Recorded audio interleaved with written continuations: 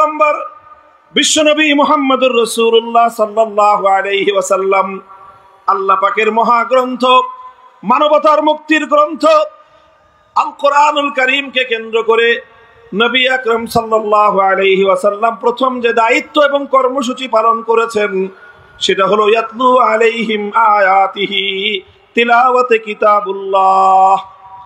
এক নম্বর কর্মসূচি হলো তিলাওয়াতে কিতাবুল্লাহ।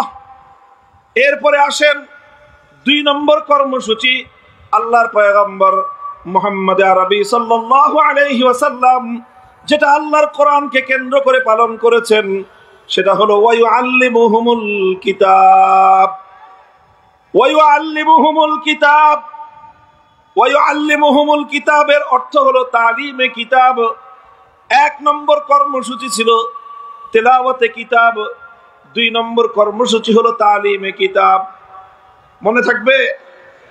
এক নম্বর কর্মসূচি তেলাওয়াতে কিতাবুল্লাহ, দুই নম্বর কর্মসূচি হলো তালিমে কিতাবুল্লাহ। দুই নম্বর কর্মসূচি কি? তালিমে কিতাবুল্লাহর অর্থ হলো যেই কোরআনকে তুমি তেলাওয়াত করলা, যেই কোরআনের তেলাওয়াতকে তুমি কর্ণকুহরে গুঞ্জরিত করে হৃদয়ের মণিকোঠায় জাহিলিয়াত এবং অন্ধকার দূরীভূত করবার জন্য তুমি গ্রথিত করলা, এবার তুমি সেই কোরআনের প্রতি আরো মনোযোগী হও।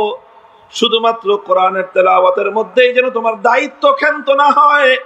দুই নম্বর কর্মসূচি হলো তালিমে কিতাবুল্লাহ তথা আল্লাহর কিতাবের মর্ম, অর্থ, উদ্দেশ্য, ব্যাখ্যা আল্লাহর বান্দাদেরকে, বিশ্ববাসীকে অবগত করানো, শিক্ষা দেওয়া। এক কথায় বলতে গেলে কোরআনের মর্ম বুঝানো, কোরআনে পাকের উদ্দেশ্য বুঝানো, কোরআনে পাকের অর্থ এবং ব্যাখ্যা শিক্ষা দেওয়া, এটা ছিল রাসূল আকরাম সাল্লাল্লাহু আলাইহি ওয়াসাল্লামের দুই নম্বর কর্মসূচি। মুহতারাম হাজিরিন, কোরআন বুঝতে হবে। উম্মতের জন্য জরুরি বিষয় হলো আল্লাহর কিতাবটা বুঝা চাই, বুঝতে হবে। আলহামদুলিল্লাহ সুম্মা আলহামদুলিল্লাহ, এই উপমহাদেশের মাদারেসগুলো তালিবে কিতাবুল্লাহর জন্য 1-2 বছর নয়, 10 বছরের একটা বিশাল পাঠ্যসূচি নির্ধারণ করেছে। এই 10 বছরের পাঠ্যসূচির মূল উদ্দেশ্যই হলো তালিমে কিতাবুল্লাহ, যেন মুসলমানের সন্তানেরা আল্লাহর কিতাবের মর্ম বুঝতে পারে, আল্লাহর কিতাবের অর্থ এবং উদ্দেশ্য যেন বুঝতে পারে। উদ্দেশ্য বুঝে তারা যেন এ জাতিকে বোঝাতে পারে, এ জাতিকে যেন তারা সতর্ক করতে পারে। প্রতিটি মানুষের মনে মনে, প্রতিটি মানুষের কানে কানে যেন তারা আল্লাহর কোরআনে পাকের পয়গামগুলো তারা পৌঁছে দিতে পারে। তিনি জাহিলিয়াতের অন্ধকার দূর করে তিনি আলো ফুটিয়েছেন, হেদায়েতের আলো। গুমরাহির অন্ধকার দূর করে হেদায়েতের আলোক বর্তিকা তিনি জ্বালিয়েছেন। এই কথাগুলো শুধু আমাদের নয়, বরং বিশ্ব ইতিহাসের সব শ্রেণী পেশা, ধর্ম বর্ণ নির্বিশেষে সমগ্র মানব জাতির এগুলো ঐক্যমতের কথা। এই পৃথিবীতে মুহাম্মদুর রাসূলুল্লাহ সাল্লাল্লাহু আলাইহি ওয়াসাল্লামের মতো সফল ব্যক্তিত্ব আর দ্বিতীয় কেউ নেই। প্রশ্ন হলো, রাসূল সাল্লাল্লাহু আলাইহি ওয়াসাল্লাম এই যে ঐতিহাসিক সাফল্য অর্জন করেছেন, পৃথিবীতে এই যে বিশাল পরিবর্তন আনয়ন করেছেন, অন্ধকার যুগে মানবতার আলো জ্বালিয়েছেন, এটা তিনি কিভাবে করেছিলেন? কোন পদ্ধতিতে, কোন প্রক্রিয়ার মাধ্যমে? মুহতারাম হাজিরিন, আলোচ্য আয়াতের মধ্যে আল্লাহ পাক রব্বুল আলামিন সেই আলোচনাই করেছেন যে কিসের মাধ্যমে, কোন প্রক্রিয়ায় নবী আকরাম সাল্লাল্লাহু আলাইহি ওয়াসাল্লাম তিনি তার এই সফল পরিবর্তন, সফল ইনকিলাব, সফল বিপ্লব সাধন করেছিলেন। কিসের মাধ্যমে? এক কথায় বলতে গেলে রাসূল আকরাম সাল্লাল্লাহু আলাইহি ওয়াসাল্লামের জীবনের যে কর্মসূচিগুলো সেই কর্মসূচিগুলোই ধারাবাহিকভাবে আমার তেলাওয়াতকৃত আলোচ্য আয়াতের মধ্যে উঠে এসেছে। আমার তেলাওয়াতকৃত এই আয়াত, যেটা আমি সূরাতুল জুমআ থেকে তেলাওয়াত করেছি, ঠিক একই বিষয়বস্তু আরেকটি আয়াত আল্লাহ পাক নাজিল করেছেন সূরাতুল বাকারার মধ্যে। সামান্য একটু শব্দের পার্থক্য, কিন্তু মূল বিষয়বস্তু একই। সূরাতুল বাকারার মধ্যে আল্লাহ পাক যে বিষয়গুলো বলেছেন খলিলুল্লাহ ইব্রাহিম আলাইহিস সালাতু ওয়াস সালামের দোয়া হিসেবে, আর সূরাতুল জুমআয় আল্লাহ পাক রব্বুল আলামিন সেই একই কথাগুলো বলেছেন ইব্রাহিম আলাইহিস সালাতু ওয়াস সালামের দোয়ার মঞ্জুরি এবং দোয়ার কবুল হওয়া হিসেবে। হযরত ইব্রাহিম আলা নবিয়িনা ওয়া আলাইহিস সালাতু ওয়াস সালাম তার সন্তান ইসমাঈল আলাইহিস সালামকে নিয়ে যখন মক্কার সেই মরু প্রান্তরে বাইতুল্লাহ তথা কাবাতুল্লাহ নির্মাণ করলেন, আল্লাহর হুকুমে তিনি বাইতুল্লাহ নির্মাণ করলেন। সেই বাইতুল্লাহকে আল্লাহ পাক রব্বুল আলামিন সারা পৃথিবীর মার্কাজ, সারা পৃথিবীর কেন্দ্রীয় মার্কাজে আল্লাহ পাক পরিণত করবেন, সেন্টার হবে সারা পৃথিবীর। সেই বাইতুল্লাহকে নির্মাণ করার জন্য ইব্রাহিম আলাইহিস সালামকে আল্লাহ হুকুম করেছিলেন। ইব্রাহিম আলাইহিস সালামের সামনে তখন মক্কার তৎকালীন সময়ের বাস্তবতা ছিল যে মক্কা নগরী এমন একটা জায়গা যেখানে শুধুমাত্র পাহাড় আর পাহাড়, চারিদিকে শুধু পাথুরে ভূমি, সেই পাহাড়ের উপত্যকা ছাড়া সেখানে আর কিছুই নাই। এক চিলতে মাটি পর্যন্ত সেই ভূমিতে নাই। কোনো ফল ফসল ফুলের গাছ তো দূরের কথা, একটা সাধারণ ঘাস বা গাছ পর্যন্ত সেখানে উৎপন্ন হয় না। বিওয়াদিন গায়রি জি জারইন, সেই রকম কোনো ফল নাই, ফসল নাই, উৎপাদন নাই। সেখানে তেমন কোনো গুরুত্বপূর্ণ আকর্ষণীয় অন্য কোনো কিছু নাই যেটা সারা দুনিয়ার মানুষকে আকৃষ্ট করবে। বড় ধরনের কোনো জনবসতি নাই। এই অল্প কিছুদিন আগে এখানে ছোট্ট একটা বসতি গড়ে উঠেছে বনু জুরহুমের। তো এই বাইতুল্লাহ সারা দুনিয়ার মানুষের জন্য মারজা হবে, সারা দুনিয়ার মানুষের জন্য কেন্দ্রবিন্দুতে পরিণত হবে। এটা হবে কিভাবে? এমনিতে হওয়া সম্ভব নয়। কোনো বিল্ডিং দিয়ে মার্কাজ হয় না, কোনো ভবন দিয়ে, কোনো দালান কোঠা দিয়ে, কোনো ইমারত দিয়ে দুনিয়াতে কোনো জিনিসের কেন্দ্র বা মার্কাজ তৈরি হতে পারে না। মার্কাজ হওয়ার জন্য মার্কাজি কর্মসূচির প্রয়োজন হয়, কেন্দ্র হওয়ার জন্য কেন্দ্রীয় কর্মসূচির প্রয়োজন হয়। আর সেই কেন্দ্রীয় কর্মসূচি, মার্কাজি কর্মসূচি, এটা হাওয়া থেকে নেমে আসে না। সেটা সেই কেন্দ্রীয় কর্মসূচির জন্য, মার্কাজি কর্মসূচির জন্য প্রয়োজন হয় একজন মার্কাজি শখসিয়ত, কেন্দ্রীয় ব্যক্তিত্বের প্রয়োজন হয়। এই জন্য ইব্রাহিম আলাইহিস সালাতু ওয়াস সালাম বাইতুল্লাহ শরীফ নির্মাণ করে আল্লাহর কাছে দোয়া করলেন, রব্বানা ওয়াবআস ফীহিম রাসূলাম মিনহুম ইয়াতলু আলাইহিম আয়াতিকা ওয়া ইউআল্লিমুহুমুল কিতাবা ওয়াল হিকমাতা ওয়া ইউযাক্কিহিম ইন্নাকা আনতাল আজিজুল হাকীম। ইব্রাহিম আলাইহিস সালাম আল্লাহর কাছে দোয়া করলেন যে আল্লাহ, আপনি এই মক্কার অধিবাসীদের মধ্য থেকে একজন ব্যক্তিকে রাসূল হিসেবে প্রেরণ করেন, যেই রাসূল এই জাতির নিকট প্রেরিত হয়ে 4টি কর্মসূচি পালন করবে।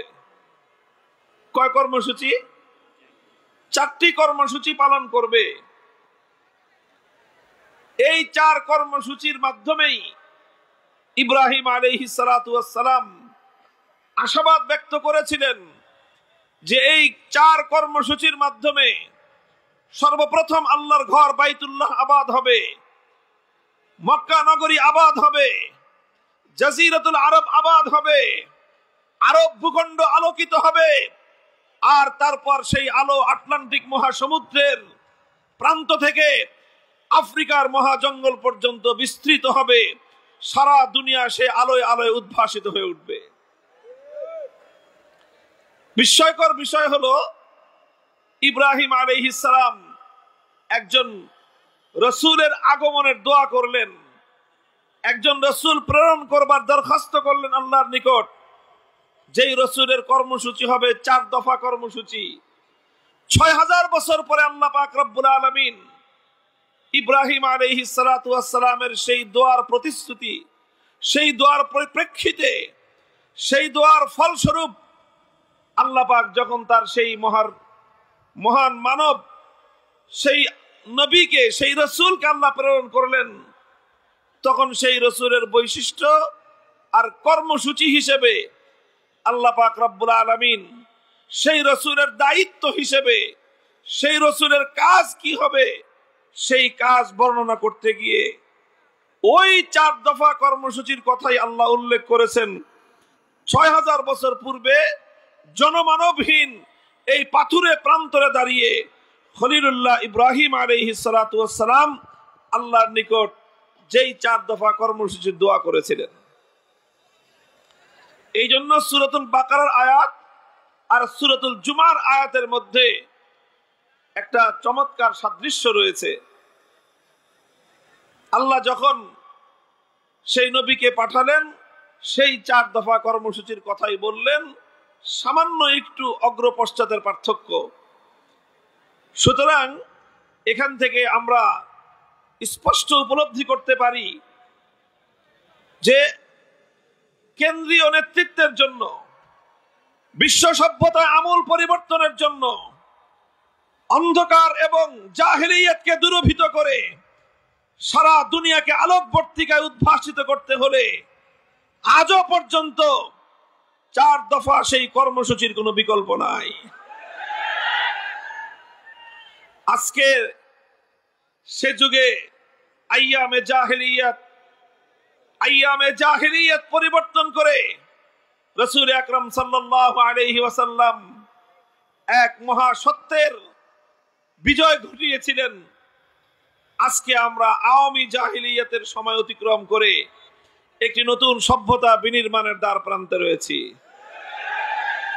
এই আওয়ামী জাহেলিয়াতের কবর রচনা করে প্রকৃত অর্থেই যদি এ জাতি সফলতা চায়, উন্নতি চায়, প্রকৃত স্বাধীনতার মুক্তি চায়, তাহলে সেই আবার নতুন করে আরেক জাহেলিয়াতের কর্মসূচি দ্বারা এ জাতির মুক্তির কোনো সম্ভাবনা নাই।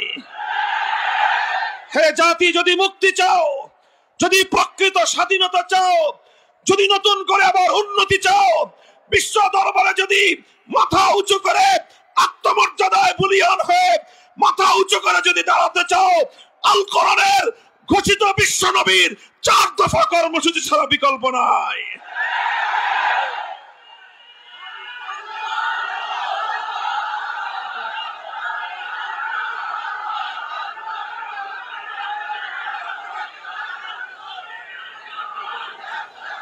মুহতারাম হাজিরিন, খুব সংক্ষিপ্ত আলোকপাতের মাধ্যমে রাসূল আকরাম সাল্লাল্লাহু আলাইহি ওয়াসাল্লামের পালিত, অনুসৃত, বাস্তবায়িত সেই 4 দফা কর্মসূচির সংক্ষিপ্ত আলোকপাত করব এবং আজকের প্রেক্ষিতে সেই 4 দফার বাস্তবায়ন বিষয়ে আপনাদের সম্মুখে কিছু সুপারিশ আমাদের পক্ষ থেকে উপস্থাপন করব ইনশাআল্লাহ।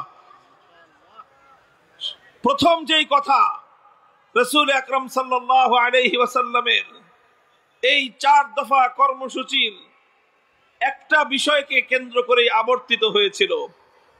একটা কেন্দ্রীয় পয়েন্ট ছিল সেই 4 দফা কর্মসূচির। নবী করিম সাল্লাল্লাহু আলাইহি ওয়াসাল্লামের সেই 4 দফা কর্মসূচি, সেই 4 দফা কর্মসূচির মূল কেন্দ্র ছিল কিতাবুল্লাহ, কোরআনে কারীম। মূল কেন্দ্র কি ছিল? কোরআনে কারীম। আর এদিকে দেন, এদিকে দেন, ওদিকে ঘুরেছেন কেন? দিতে বলছে এদিকে সরায় দেন। আপনারা মানুষের মুখের উপরে দিয়ে রাখছেন, মানুষ দেখতে পারতেছে না। কথা বলে না, চুপ, আওয়াজ হবে না। আরে ওদিকে দিচ্ছেন কেন ঘুরায়া? আমার দিকে দেন, এদিকে দেন, এদিকে।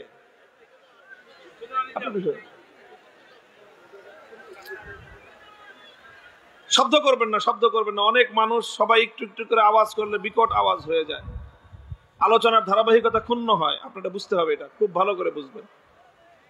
মুহতারাম হাজিরিন, বলতেছিলাম 4 দফা এই কর্মসূচির মূল কেন্দ্রবিন্দু হলো একটাই, সেটা হলো কোরআনে কারীম। সেটা কি? কোরআনে কারীম। কিতাবুল্লাহকে কেন্দ্র করেই নবী আকরাম সাল্লাল্লাহু আলাইহি ওয়াসাল্লাম 4টি কাজ করেছেন। কিতাবুল্লাহকে মধ্যখানে রেখে সেই কিতাবুল্লাহর চারপাশ দিয়ে আল্লাহর নবীর 4 দফা কর্মসূচি বাস্তবায়িত হয়েছে। আপনারা বুঝবেন, গ্রাম অঞ্চলের মানুষ যারা, এখন তো নতুন মানুষ, নতুন প্রজন্মের লোকেরা কম বুঝবে, যারা একটু বয়স্ক তারা ভালো বুঝবে, মুরব্বীরা। এই যে যখন নাকি মাঠের ক্ষেত থেকে, ফসলের ক্ষেত থেকে যখন ধান কেটে আনে, ধান কেটে এনে তারপরে কি করে কৃষক? কি করে বলেন তো? ধান মাড়াই করে, তাই না?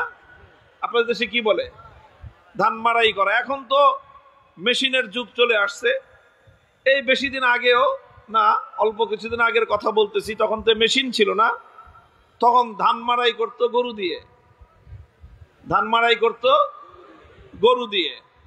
মানুষের বাড়ির উঠানে, অধিকাংশ কৃষকদের উঠানেই এরকম গরু দিয়ে ধান মাড়াই করা হতো। তো গরু দিয়ে ধান মাড়াই করতো কিভাবে? 3-4টা গরু একটার সাথে আরেকটা গলা দিয়ে রশি বাঁধতো, তারপরে মধ্যখানে একটা খুঁটি গাড়তো, এই খুঁটির সাথে সেই রশিটা বেঁধে দিত, আর এরপরে এই গরু হাঁকায় দাও। এখন গরু যতই দৌড়ায়, ওই খুঁটিকে কেন্দ্র করে চারদিকে তাকে ঘুরতে হয়, এর বাইরে যাওয়ার সুযোগ নেই। এইভাবে যেরকম 4টা গরুকে কেন্দ্র করে মধ্যখানের একটা খুঁটি, এই খুঁটিকে কেন্দ্র করে এই গরুগুলো যেরকম ঘুরতে থাকে, আর এই প্রক্রিয়ার মধ্য দিয়ে যেরকম ধান মাড়াই হতে থাকে, তো ওই মধ্যখানের খুঁটিটাকে যেরকম সেন্টারে রেখে সারাদিন চক্কর খায়, ঠিক তদ্রূপ আল্লাহর কোরআনকে মধ্যখানে রেখেই ইসলামের সকল কর্মসূচি আবর্তিত হয়েছে। এই জন্য কোরআনকে বাদ দিয়ে, কোরআনকে কেন্দ্রে না রেখে, কোরআনকে কেন্দ্রবিন্দু না বানিয়ে কোন প্রক্রিয়ার মধ্য দিয়ে মানব সভ্যতার উন্নতি হতে পারে না। রাসূল আকরাম সাল্লাল্লাহু আলাইহি ওয়াসাল্লাম আল্লাহর কিতাবকে মধ্যখানে রেখে 4 দফা কর্মসূচি বাস্তবায়ন করেছিলেন। 1 নম্বর কর্মসূচি, আল্লাহর কোরআন বলতেছে ধারাবাহিকভাবে, হুয়াল্লাযী বাআসা ফিল উম্মিয়্যিনা রাসূলাম মিনহুম ইয়াতলু আলাইহিম আয়াতিহি। 1 নম্বর কর্মসূচি ছিল ইয়াতলু আলাইহিম আয়াতিহি, তিলাওয়াতে কিতাবুল্লাহ, উম্মতের সামনে আল্লাহর কিতাব তথা কোরআনে পাকের তেলাওয়াত করা।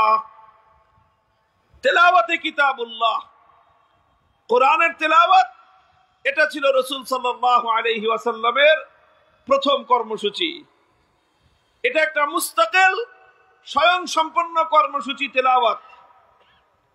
তেলাওয়াতে কিতাবুল্লাহ, বুঝে আসুক বা না আসুক, এর অর্থ এবং মর্ম ব্যাখ্যা কেউ বুঝতে পারুক বা না পারুক, সেগুলো পরের প্রশ্ন।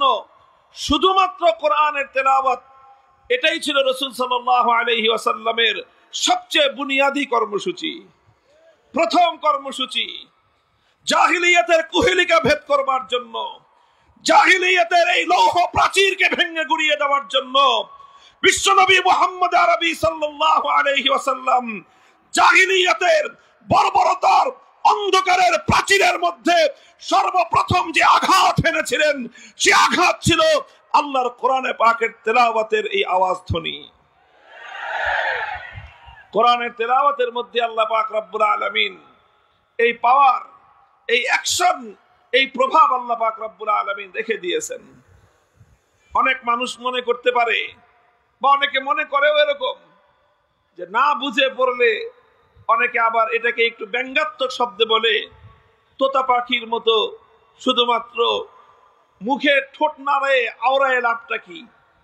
না, কোরআন সম্পর্কে এই কথা সঠিক নয়। এটা একটা বিভ্রান্তিমূলক কথা, এটা একটা মূর্খতাপূর্ণ কথা। কোরআন পৃথিবীর অন্যান্য গ্রন্থের মতো নয়। পৃথিবীর অন্য যে কোনো বিষয়বস্তুর গ্রন্থ, অন্য যে কোনো বিষয়বস্তুর বই পাঠ করলে, অর্থ না বুঝে পাঠ করলে কোনো উপকারিতা নাই। কেউ যদি সাহিত্যের বই পাঠ করে, অর্থ যদি না বুঝে লাভ হবে না। কেউ যদি দর্শন শাস্ত্রের বই পাঠ করে, অর্থ না বুঝলে উপকার পাবে না। কেউ যদি বিজ্ঞানের বই পাঠ করে, অর্থ মর্ম না বুঝলে সে তার কোনো বৈজ্ঞানিক হতে পারবে না, বিজ্ঞান থেকে কোনো সে উপকৃত হতে পারবে না। কেউ যদি গল্পের বইও পড়ে, অর্থ যদি না বুঝে গল্পের মাহাত্ম্য সে বুঝবে না। উপন্যাসের বইও যদি কেউ পড়ে, অর্থ না বুঝলে উপন্যাসের চরিত্রগুলোকে সে ধারণ করতে পারবে না। পৃথিবীর অন্য সব বিষয়ের বেলায় এ কথা প্রযোজ্য। অর্থ না বুঝে শুধু বই পড়ে গেলে কোনো লাভ হবে না। কিন্তু এক্সেপ্ট আল্লাহর কোরআন, একমাত্র আল্লাহর কোরআনে পাক, যেটা এমন এক কিতাব, এটা অর্থ বুঝে পড়লে যেরকম এর অ্যাকশন হয়, এর প্রভাব তৈরি হয়, অর্থ বুঝে না পড়লেও শুধুমাত্র কোরআনের তেলাওয়াত, এটাই এমন এক বৈপ্লবিক কর্মসূচি, মানুষের হৃদয়ের সমস্ত জড়তার দেয়াল ভেঙে গুড়িয়ে দিতে পারে। এই জন্য যারা পবিত্র কোরআনে কারীমকে অন্য সাধারণ গ্রন্থের উপর, অন্য সাধারণ পাঠের উপর যারা অনুমান করে বলে যে কোরআন না বুঝে পড়ে কি ফায়দা, কি লাভ, এটা তাদের অজ্ঞতা প্রসূত কথা। কোরআন বুঝতে হবে সেটা ভিন্ন কথা, কোরআনের মর্ম জানতে হবে সেটা ভিন্ন কথা, কিন্তু কোরআনের তেলাওয়াত এটা হলো একটা স্বয়ং সম্পন্ন কর্মসূচি, এবং এটাই হলো রাসূল সাল্লাল্লাহু আলাইহি ওয়াসাল্লামের প্রথম এবং বুনিয়াদী কর্মসূচি।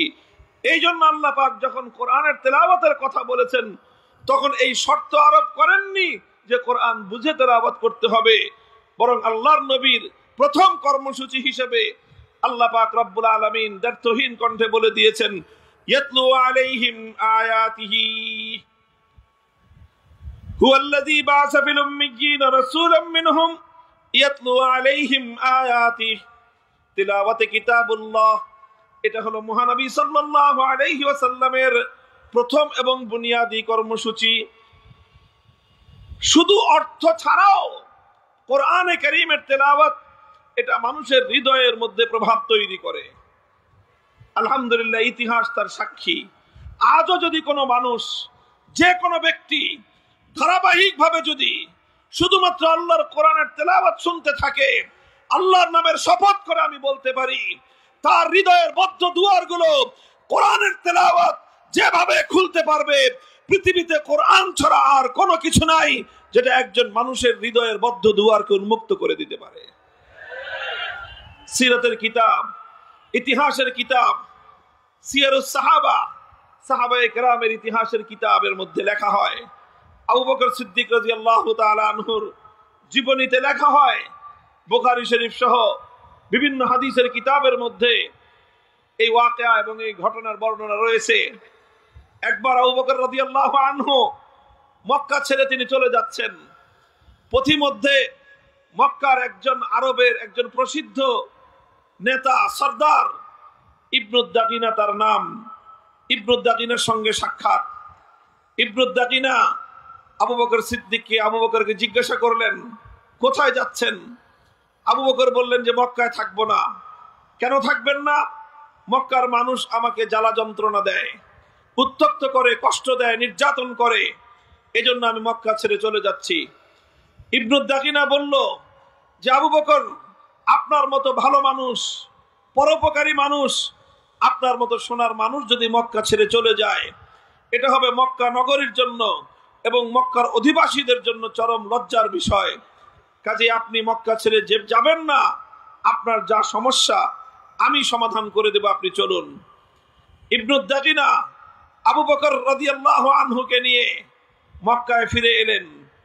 মক্কার লোকদেরকে জড়ো করে জিজ্ঞাসা করলেন, বললেন যে তোমরা আবু বকরের সঙ্গে এমন দুর্ব্যবহার কেন করো? আবু বকর যদি মক্কা ছেড়ে চলে যায় তাহলে আরবের মধ্যে মক্কার বদনাম হবে, কলঙ্ক হবে। মানুষ বলবে মক্কার মানুষ দুষ্ট। আবু বকরের মতো সোনার মানুষ, মোমের মতো নরম মানুষটাও তাদের সঙ্গে থাকতে পারে না। সুতরাং আবু বকর মক্কায় থাকবে, তোমরা কেউ তাকে উত্ত্যক্ত করবে না। মক্কার লোকেরা বলেছিল, ঠিক আছে, আবু বকর মক্কায় থাকুক, আমাদের কোনো আপত্তি নাই। সে যদিও আমাদের বাপদাদার ধর্ম ত্যাগ করে মুহাম্মাদের ধর্ম গ্রহণ করেছে, সেটাতেও আমরা আপত্তি করব না। সে মুহাম্মাদের ধর্মের দিকে মানুষদেরকে আহ্বান করে দাওয়াত দেয়, সেটাতেও না হয় আমরা আপত্তি করলাম না। সে মুহাম্মাদের আনিত কিতাব সাল্লাল্লাহু আলাইহি ওয়াসাল্লাম কোরআনে কারীম তেলাওয়াত করে, সেটাতেও আমরা আপত্তি করব না। কিন্তু একটা শর্ত, সে যখন তেলাওয়াত করবে, আবু বকর যখন কোরআন কিতাবুল্লাহ যখন তেলাওয়াত করবে, সে তার ঘরের ভিতরে দরজা বন্ধ করে তেলাওয়াত করবে। ঘরের বাইরে উন্মুক্ত উঠোনে দাঁড়িয়ে সে কোরআনের তেলাওয়াত করতে পারবে না। ইবনে দাকিনা জিজ্ঞাসা করলো, কারণ কি? ঘরের মালিক আবু বকর, উঠোনের মালিক আবু বকর। ঘরের মধ্যে যদি সে তেলাওয়াত করতে পারে, উঠোনে তেলাওয়াত করতে তোমাদের আপত্তিটা কোথায়, সমস্যা কোথায়? মক্কার লোকেরা জবাব দিয়েছিল যে আবু বকর যখন উঠোনে দাঁড়িয়ে তার আবেগ মাখা কণ্ঠে, কান্না জড়ানো কণ্ঠে যখন কোরআনের তেলাওয়াত করতে থাকে, তখন তার এই কোরআনের তেলাওয়াত মন্ত্রমুগ্ধের মতো আমাদের গোটা মক্কার মানুষদেরকে এমন ভাবে আকৃষ্ট করতে থাকে যে ঘরগুলোতে আমরা ছোট ছোট শিশু, এমনকি নারীদেরকে পর্যন্ত ঘরের মধ্যে আবদ্ধ রাখতে পারি না। লোহাকে যেরকম চুম্বক তার নিজের দিকে আকৃষ্ট করতে থাকে, সিদ্দিক আকবরের তেলাওয়াতে কোরআন মক্কার ছোট ছোট শিশু বাচ্চাদেরকে পর্যন্ত লোহার চুম্বকের মতো তার নিজের দিকে আকৃষ্ট করে নিয়ে আসে। এই জন্য মক্কার লোকেরা বলেছিল যে উন্মুক্ত ভাবে উচ্চ স্বরে আবু বকর কোরআনের তেলাওয়াত করতে পারবে না। মুহতারাম হাজিরিন, হাদিসের সোনালী পাতায় এরকম অসংখ্য ঘটনার উদ্ধৃতি আপনারা পাবেন, আমরা পাবো যদি খুঁজে দেখি যে কোরআনের তেলাওয়াত এটা কিভাবে সেই জাহিলিয়াতের, সেই বর্বরতার যুগে সর্বপ্রথম যে বর্বরতার জাহিলিয়াতের ভিত শুদ্ধ নাড়িয়ে দিয়েছিল, সেটা ছিল আল্লাহর কোরআনের তেলাওয়াতের গুঞ্জরণ। সেটা ছিল কোরআনের তেলাওয়াতের গুঞ্জরণ। আজকে এই পাষাণ হৃদয়ের, এই আধুনিক একবিংশ শতাব্দীর ইট পাথরের এই সভ্যতার যুগেও সকল বর্বরতা, সকল অন্যায়, অবিচার, জুলুম, বৈষম্যের বিরুদ্ধে যদি সত্যিকার অর্থে মানবতার বিজয় কেউ কামনা করো, আমি আল্লাহর নামের হাজারবারের শপথ করে বলতে পারি, এই সমাজের ঘরে ঘরে মানুষের কর্ণকুহরে আল্লাহর কোরআনের গুঞ্জরণ তৈরি করা ছাড়া এর চেয়ে উত্তম কোন পন্থা দুনিয়াতে হতে পারে না।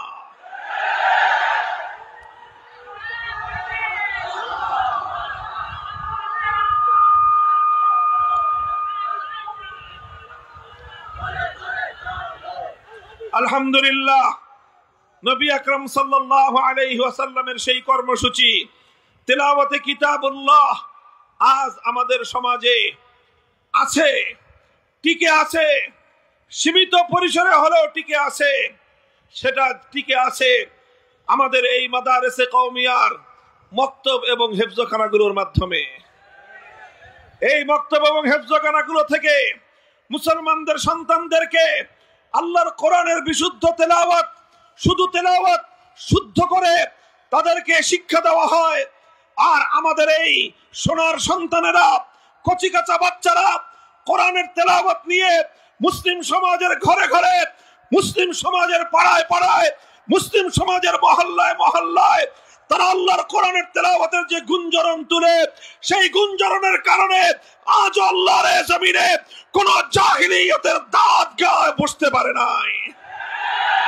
এজন্য তারা বারবার চেষ্টা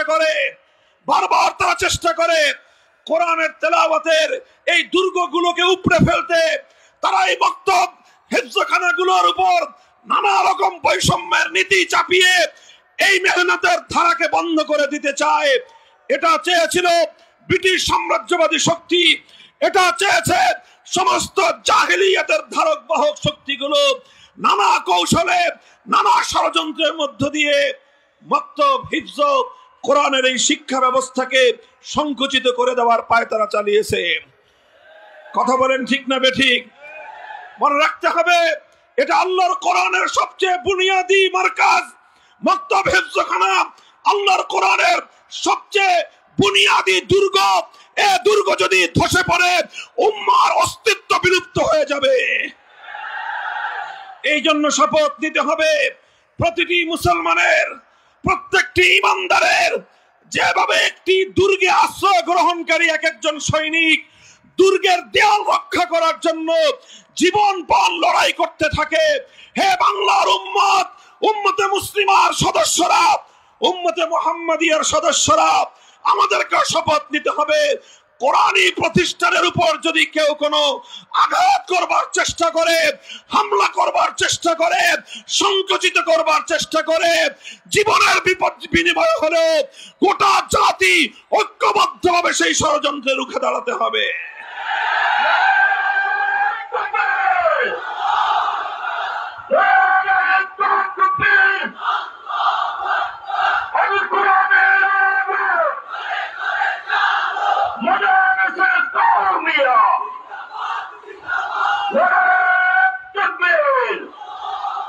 আমি আজ 5ই আগস্টের ঐতিহাসিক বিপ্লব পরবর্তী এই স্বাধীন বাংলার মাটিতে দাঁড়িয়ে আরেক ধাপ এগিয়ে কথা বলতে চাই।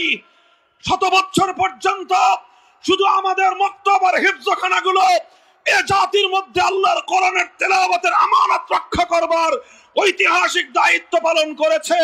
এবার আমাদের আরো এক ধাপ অগ্রসর হওয়ার সময় এসেছে। 5ই আগস্ট পরবর্তী এই বাংলার মাটিতে যতগুলো রাষ্ট্রীয় ব্যবস্থাপনায় স্কুল শিক্ষা ব্যবস্থা রয়েছে, সেই স্কুলগুলোর প্রাইমারি স্কুলগুলোতে যেখানে মুসলমানদের সন্তানরাই 90% থেকে 95% পড়াশোনা করে, যে স্কুলগুলোর খরচ 90% মুসলমানদের ট্যাক্সের পয়সা দিয়ে যোগান হয়, যে স্কুলের শিক্ষক শিক্ষিকাদের বেতন আমাদের ট্যাক্সের পয়সায় যোগান হয়, যে স্কুলের পাঠ্যপুস্তক আমাদের ট্যাক্সের পয়সায় ছাপানো হয়, যে স্কুলগুলোর ঘর দালান আমাদের ট্যাক্সের পয়সা দিয়ে যোগান দেওয়া হয়, আর সবচেয়ে বড় কথা, যে স্কুলে পড়ে আমার বাচ্চারা, আমার সন্তানেরা, সেই স্কুলে ইংরেজি, বাংলা, অঙ্ক, ভূগোল, ইতিহাস সব শিক্ষা থাকবে, আল কোরআনের তেলাওয়াতের শিক্ষা থাকবে না।